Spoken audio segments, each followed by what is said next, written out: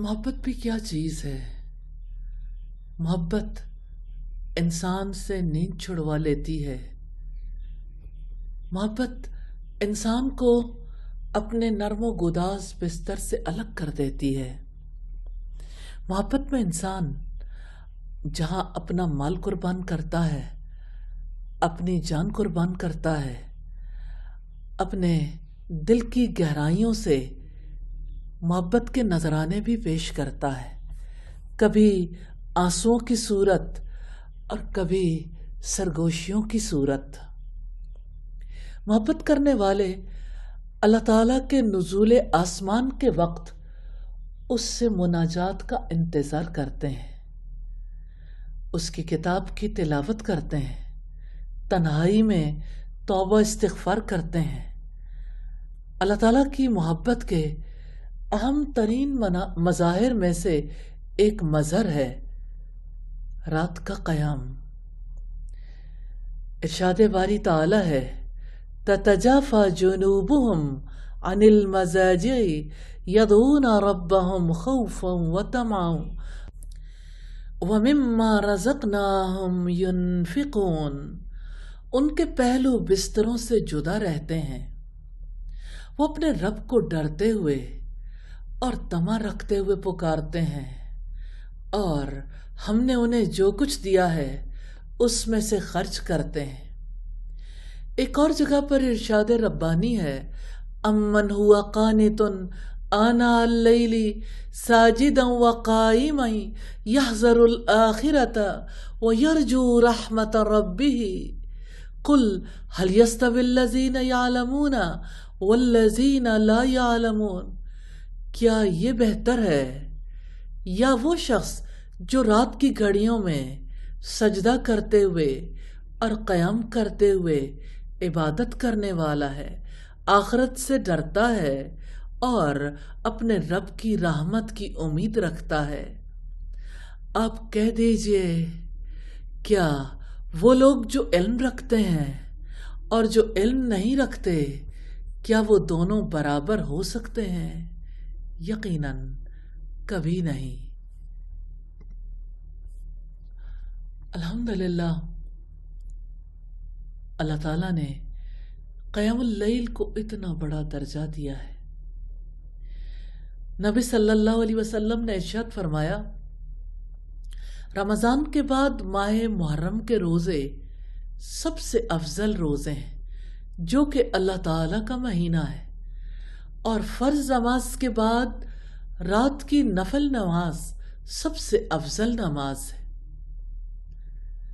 یہ قیام اللیل ہے، اس کی سنتیں ہیں۔ پہلی چیز ہم دیکھیں گے، رات کی نفلی نماز کی سب سے افضل تعداد 11 یا 13 رکعتیں ہیں۔ ہاں، شرط یہ کہ ان میں قیام لمبا ہو۔ ایک حدیث میں ہے کہ نبی صلی اللہ علیہ وسلم رات کو 11 رکعتیں پڑھتے تھے، اور دوسری حدیث میں ہے کہ 13 رکعت پڑھتے تھے۔ یہ دونوں احادیث بخاری کی ہیں۔ کوئی انسان جب رات کی نفل نماز کے لیے بیدار ہو تو اس کے لیے مسواک کرنا اور سورہ آل عمران کی آیات تلاوت کرنا سنت ہے۔ آخری آیات ہیں ان فی خلق السماوات والارض واختلاف اللیل والنہار، یہاں سے لے کے سورت کے آخر تک پڑھنا مسنون ہے۔ اسی طرح یہ بھی سنت ہے، نبی صلی اللہ علیہ وسلم جب تہجد کے لیے اٹھتے تھے تو یہ دعا کرتے تھے اللہم لک الحمد، یا اللہ ہم تیرے لیے ہے، انت قیم السماوات والارض ومن فیہن، تو ہی آسمانوں اور زمین اور جو کچھ ان میں ہے سب کو قائم رکھنے والا ہے، وَلَكَ الْحَمْدُ أَنْتَ نُورُ السَّمَاوَاتِ وَالْأَرْضِ، اور تمام تعریفیں تیرے لیے ہیں، تو ہی آسمانوں اور زمین، وَمَنْ فِيهِنْ، اور جو کچھ ان میں ہے سب کا نور ہے، وَلَكَ الْحَمْدُ أَنْتَ مَلِكُ السَّمَاوَاتِ وَالْأَرْضِ، اور تمام تعریفیں تیرے لیے ہیں، تو ہی آسمانوں اور زمین کا بادشاہ ہے، وَلَكَ الْحَمْدُ أَنْتَ الْحَقُّ، اور تیرے لیے تمام تعریفیں ہیں، تو برحق ہے،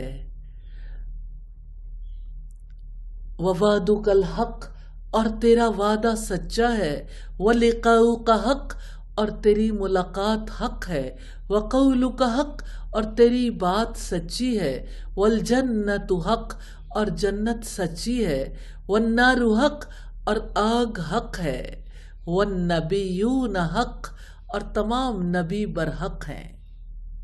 اس دعا کے بعد آپ صلی اللہ علیہ وسلم نماز ادا کرتے تھے، اور رات کی نفلی نماز کی سنتوں میں سے ایک سنت یہ بھی ہے کہ اس کا آغاز 2 ہلکی پھلکی رکعتوں سے کیا جائے تاکہ بعد کی لمبی نماز کے لیے تیار ہو جائیں۔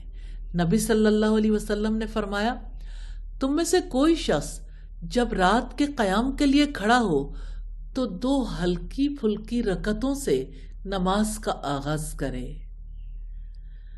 پھر اسی طرح ایک اور سنت ہے رات کی نفلی نماز کا آغاز اس دعا سے کرنا جو نبی صلی اللہ علیہ وسلم سے ثابت ہے، اللہم رب جبریل و میکائیل و اسرافیل، یا اللہ اے جبریل، میکائیل اور اسرافیل کے رب، فاطر السماوات والارض، آسمانوں اور زمین کے پیدا کرنے والے، عالم الغیب والشہادہ، غیب اور حاضر کو جاننے والے، انت تحکم بین عبادک فیما کانوا فیہ یختلفون، تو اپنے بندوں کے درمیان پیدا ہونے والے اختلاف میں فیصلہ کرتا ہے، اہدنی لما اختلف فیہ من الحق باذنک، مجھے اپنے حکم سے ان اختلافی باتوں میں حق کی طرف ہدایت دے،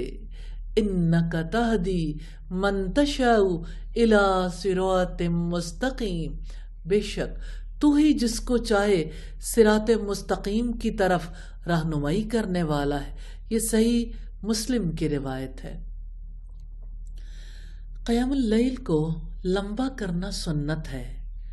نبی صلی اللہ علیہ وسلم سے سوال کیا گیا، کون سی نماز افضل ہے؟ آپ نے فرمایا، جس میں لمبا قیام کیا جائے۔ یہ صحیح مسلم کی روایت ہے۔